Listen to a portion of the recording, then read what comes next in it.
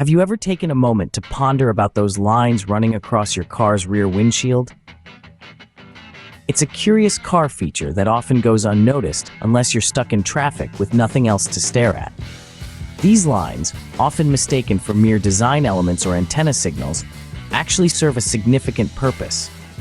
They might seem insignificant, but they hold a surprising amount of utility that can make your driving experience more comfortable and safer. Some speculate that they're there for aesthetic reasons, while others think they might be a type of external antenna.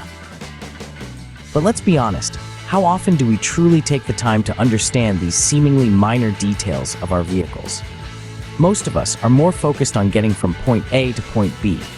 To demystify this, these lines are more than just a design element. They are, in fact, one of the unsung heroes of automotive engineering. You may be surprised to learn that these lines, known as secondary defrosters, play a crucial role in your car. They are not just there for aesthetics, rather, they serve a highly practical purpose. You see, these lines are composed of a mixture of metal and resin, and when an electric current is passed through them, they heat up. This heat is then used to clear frost or condensation from the rear windshield. Let's delve a bit deeper into this fascinating tech. Imagine it's a chilly winter morning, and your car's rear windshield is covered in a blanket of frost. Now you could wait it out and let the car's primary heating system slowly melt the frost away. Or you could turn on the rear defroster and watch as these lines spring into action. As soon as you flip that switch, an electric current begins to flow through the lines, causing them to heat up. This heat then radiates outwards, melting the frost or evaporating the condensation on the glass. The result? A clear, unobstructed view out of your rear windshield in a matter of minutes. What's particularly interesting is that these secondary defrosters operate independently of the car's primary heating and venting system. The primary system relies on warm, dry air from vents to defog the front windshield. But the rear windshield doesn't need these vents. Instead, the heating mechanisms are directly on the surface of the glass, allowing for a much more rapid defrosting process. And that's not all. These lines are designed in such a way that they do not significantly obstruct your view. Yes, they are visible, but they are thin and spaced out enough to ensure that they don't become a distraction. So while they might seem like mere lines, they are indeed a clever feature designed to enhance visibility. They are a testament to the ingenuity of automotive engineers who have found a simple yet effective solution to a common problem.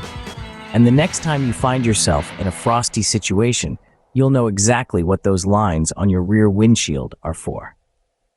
Now, you might be wondering why these lines are only on the rear windshield and not on the front or sides. Well, it boils down to two main considerations: visibility and practicality. Let's start with visibility. While the lines on the rear windshield may slightly affect your view, most of our time spent driving is focused on what's ahead, not what's behind. If these lines were on the front windshield, they might prove to be a distraction. The last thing we need when driving is another distraction, right? It's like trying to watch a movie with someone's fingers constantly fluttering in front of the screen. It's doable, but not ideal.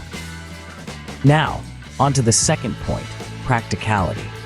The design of the front windshield is a bit more complex than the rear. It's typically multi-layered to reduce the risk of glass shards in the case of a collision. While it's not impossible to incorporate secondary defrosters into this setup, it's certainly more challenging than the comparatively thinner rear glass. In fact, car manufacturers have made attempts in the past. Take the 1986 Ford Taurus, for instance. It boasted a heated front windshield, which Ford proudly named InstaClear. They used the wire conduction system, just like the rear defrosters. Even some luxury cars like Porsche, Jaguar, and Rolls-Royce have heated front windshields.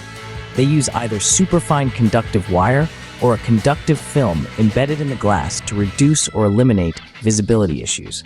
However, the demand for heated glass is mostly in colder climates, leaving manufacturers to weigh the expense against the overall benefit. For you, the end user, there's also the issue of what to do if the heating elements fail. In most cases, you'd have to purchase a brand new windshield. So, while it may seem more convenient to have these defrosters on all windows, there are valid reasons why they're only on the rear. and until a more cost-effective solution emerges, it looks like we'll be sticking with the current setup. Despite their usefulness, these secondary defrosters do have a few limitations. For starters, if the heating elements fail, you may find yourself in a bit of a pickle. Unlike a faulty air vent that can be repaired or replaced, a malfunctioning secondary defroster typically necessitates a brand new windshield. And as anyone who's had to replace their windshield can tell you, it's not exactly a drop in the bucket when it comes to cost. Another potential issue is that these defrosters are mostly beneficial in colder climates. In warmer regions where ice and frost aren't common concerns, the secondary defrosters may seem more like an intriguing design quirk than a useful feature. So this disparity in need might make it difficult for car manufacturers to justify the expense of adding them to all vehicles. You might be surprised to learn that heated front windshields, which use a similar principle to the secondary defrosters, are actually quite popular in Europe. Many luxury brands, such as Porsche, Jaguar, and Rolls-Royce, offer heated front windows as a standard feature.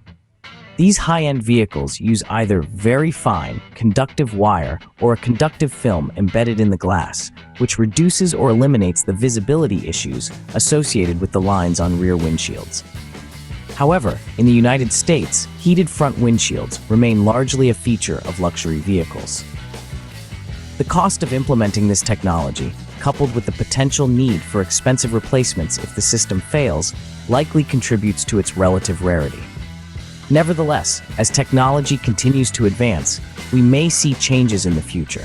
Who knows, maybe one day, we'll see heated windshields become as common as power steering or ABS brakes. Or perhaps a completely new technology will emerge, rendering the lines on the rear windshield a thing of the past.